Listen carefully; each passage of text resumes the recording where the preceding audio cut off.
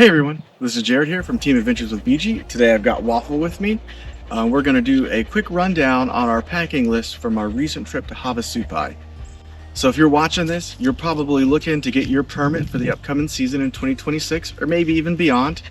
And that can just be super stressful, plus knowing what to take. So this is a good starting place. I went in September. I'm going to walk you through what worked, what survived the heat, what survived the dust and the squirrels, and the one piece of safety equipment that I would not recommend taking. My trip was in September. It was in the mid 90s in the day, low 70s at night, very sunny, but you do have to be prepared for monsoon seasons during that time. There's just a ton of dust, squirrels, and heat. So you could watch other people's videos, but this video has been trail tested. It's not going to be just an unboxing. It's the stuff that I actually took, and it survived all those conditions. So I'm going to drop you my full list, so stay tuned and let's get into my pack.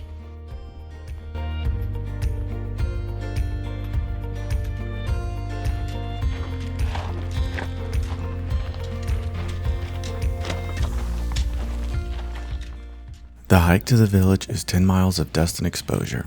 I used the REI Flash 65. It handled the 35-pound load well, and the mesh back panel was crucial because the September heat in the canyon is relentless. For clothing, I kept it fully covered to block the sun. I wore the Patagonia Capilene Cool Daily Hoodie. It's breathable, but it keeps the sun off your neck. I paired it with the REI Sahara convertible pants. I know zip-off pants look dorky, but being able to switch to shorts once we hit the shade was a lifesaver. I also used it to keep my pants from getting completely wet during all the creek crossings. I also lined my pack with a Walmart trash compactor bag. It's lighter than a rain cover, and it kept everything bone dry during the monsoon rains.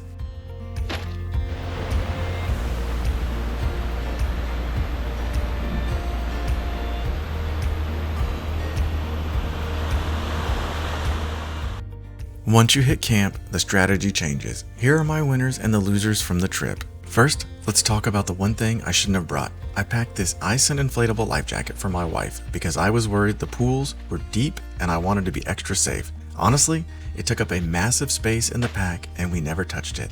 There are plenty of slow-flowing pools to wade and sit by. It's best to leave this at home. Now, the heroes. First, this Amazon Basics collapsible day pack. It disappears in the bag, but for the day hikes to the Confluence, Mooney Falls, or any of the other areas, it was essential for carrying water without hauling my heavy frame.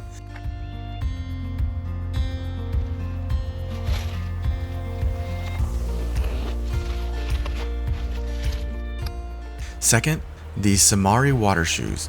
For the main waterfalls, you are walking on slippery Tratavine. These have a full toe cap that saved my feet from hidden rocks. However, for the long hike to the Confluence, I stuck with my Altras. Do not try to hike the 18 miles in water shoes unless you're really tough.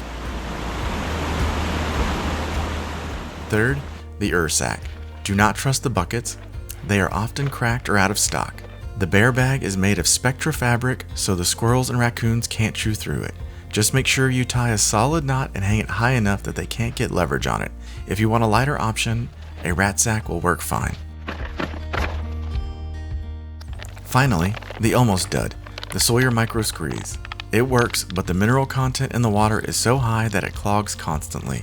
If you do not bring the plunger to back flush it every single day, the flow rate becomes miserable. It barely survived the trip. Bring the full-size Sawyer instead if you have that option.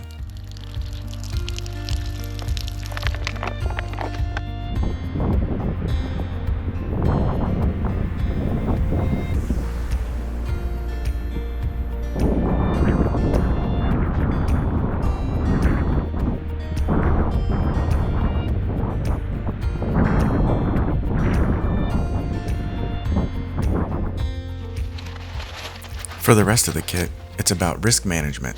In the first aid kit, Zofran and Imodium are the most important things you can pack. Norovirus and stomach bugs sweep through the campground often. You do not want to be stuck 10 miles from the trailhead with stomach flu and no meds.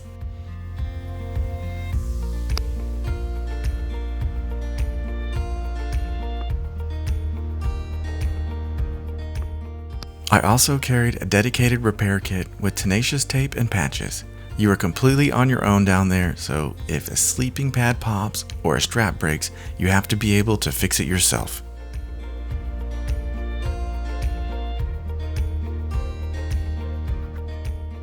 For hygiene, I had a packed kit to pack out waste if I needed to go on the trail for the hike in or out.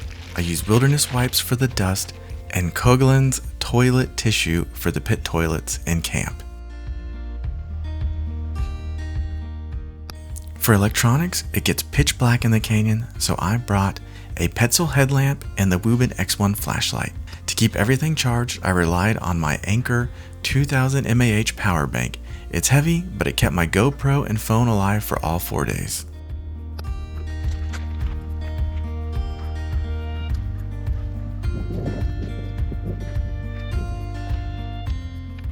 Finally, you can see the full ecosystem laid out here.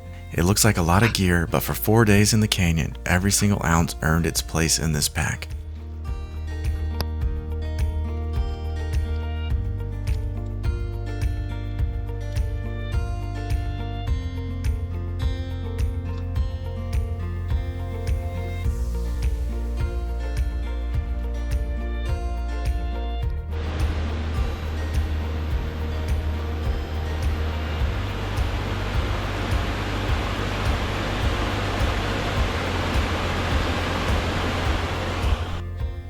Finally, we have to talk about livability.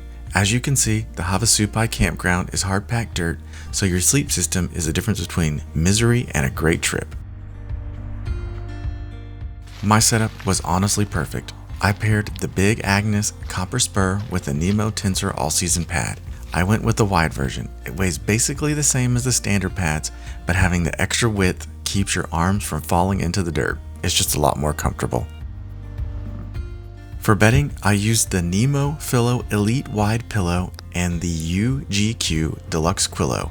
It sounds like a glamping setup, but honestly, having a real pillow and a versatile quilt made me sleep better here than I do at home.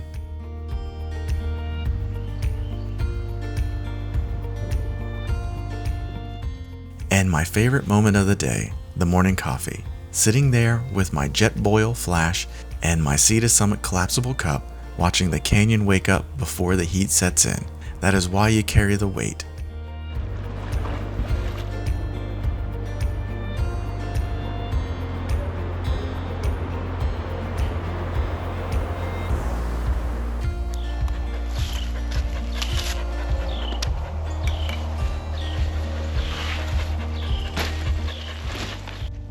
Okay, so you got the full rundown on my gear.